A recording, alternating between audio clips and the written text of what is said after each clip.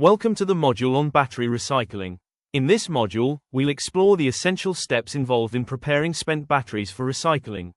Spent batteries after the pretreatment are treated using three main recycling routes: pyrometallurgy, hydrometallurgy, and direct recycling. Each method is tailored to the specific battery chemistry and the desired products, and in practice they can also be combined in hybrid process flows. Pyrometallurgy uses high temperatures to produce metal alloys and slag, hydrometallurgy relies on aqueous chemistry to selectively recover metals, and direct recycling aims to restore cathode materials for reuse with minimal chemical change. Choosing recycling methods that match the degradation behavior and failure modes of battery materials can significantly improve recovery efficiency, reduce processing costs, and cut environmental emissions. Pyrometallurgy relies heavily on the chemical reaction of ores with other elements or compounds at high temperatures to refine metals. This method is one of the traditional metallurgical methods, which is widely used to refine various metals, including copper, iron, nickel, and lead, and is a commonly used technology in the metallurgical industry.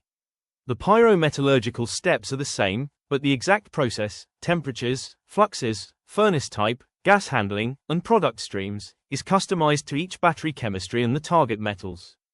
Each battery chemistry requires its own tailored pyrometallurgical flowsheet. In nickel-cadmium batteries, conditions are chosen so cadmium volatilizes and is condensed, while nickel and iron remain in an alloy, with strict control of toxic candium vapors. Nickel-metal hybrid batteries are mainly treated to recover nickel and cobalt in an alloy, while rare earth elements end up in the slag and must be recovered later by hydrometallurgy. For lithium-ion batteries, smelting produces a cobalt-nickel-copper alloy, with lithium and aluminum going to the slag, using different fluxes and temperatures than nickel-cadmium or lead systems. Lead-acid batteries are processed to obtain high-purity lead bullion, often after paste desulfurization and slag conditioning. The pyrometallurgical process offers several advantages, such as a short process flow, low equipment requirements, and strong operability. However, the process also has some disadvantages. High energy consumption is one of the primary concerns associated with pyrometallurgy, as well as significant environmental pollution due to the release of pollutants during the process.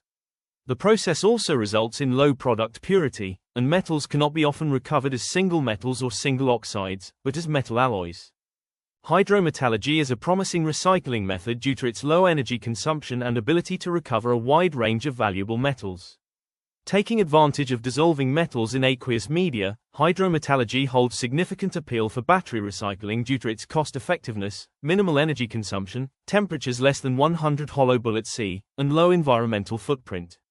The two phases of this technique include the leaching batteries and the recovery of high-value components from the leachate.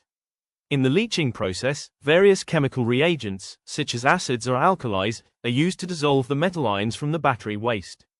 After leaching, separation and purification techniques are used to remove impurities and isolate the metal ions for further processing. After hydrometallurgy, additional processing or refining steps, such as precipitation, solvent extraction, ion exchange, or electrolysis, may occur. The exact leaching reagents and conditions depend on the battery chemistry. For lithium-ion batteries, we often use sulfuric acid with hydrogen peroxide or other acids at moderate temperatures to dissolve lithium, nickel, cobalt, and manganese. For nickel-metal hybrid and nickel-cadmium batteries, either acids or alkalis are chosen to dissolve nickel, cobalt, cadmium, and rare earth elements. For lead-acid batteries, the process is specifically designed to dissolve and recover lead and to remove sulfate. Once the metals are in solution, we move to purification and metal separation. Here, we carefully control pH and use different extractants or separation techniques to isolate individual metals. Finally, the metals are recovered as battery-grade products. Lithium-ion routes typically produce lithium, nickel, cobalt, and manganese salts that can be used again as cathode precursors. Nickel-metal hybrid processes yield nickel, cobalt, and rare earth products, while lead-acid hydrometallurgy produces high-purity lead compounds or metal. Hydrometallurgy has several key advantages for battery recycling. It works at low temperatures, so energy use is lower than in pyrometallurgy. The process is versatile and selective, allowing recovery of many metals with high purity and high efficiency. However, it also has drawbacks. Large amounts of acidic and contaminated wastewater are produced and must be treated, and the overall recovery process can be long and complex due to multiple leaching and purification steps. Bioleaching is a form of biohydrometallurgy that uses microorganisms to extract metals instead of strong chemical reagents. Fungi and bacteria use ferrous iron and sulfur as energy sources and produce metabolites like organic acids in the leaching solution. These metabolites dissolve valuable metals from the battery substrate. Compared with conventional hydrometallurgy, bioleaching offers several benefits.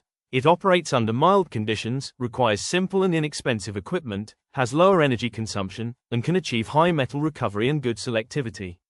However, the main drawback is slow kinetics. Microorganisms need time to adapt to the toxic components of spent battery leachates, and metal dissolution is much slower than in chemical leaching. Because of this and the need for microbial adaptation or genetic modification, bioleaching is not yet practical for large-scale industrial recycling, but it remains a promising research direction for greener metal recovery. Direct recycling focuses on recovering the active materials from batteries without destroying their crystal structure.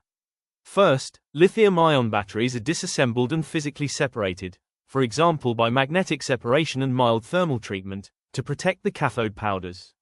The recovered powders then go through purification and repair. Their structure and lithium content are restored using methods such as hydrothermal treatment, slurry in an autoclave with a lithium source, solid-state annealing, electrochemical relithiation, or chemical relithiation in solution. The objective is to produce regenerated cathode materials that can be directly reused in new cells. Direct recycling is mainly developed for lithium-ion batteries because their cathode materials are high value and structurally recoverable.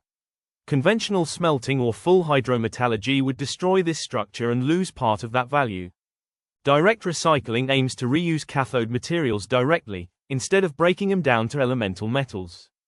Because the active material structure is preserved and only repaired, the process can be environmentally sustainable, with low energy consumption, high recovery rates, and often lower overall recovery costs.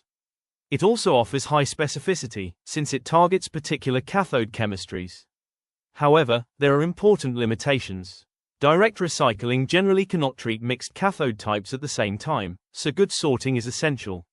The process can involve complex operations and specialized equipment, which increases capital and operating costs.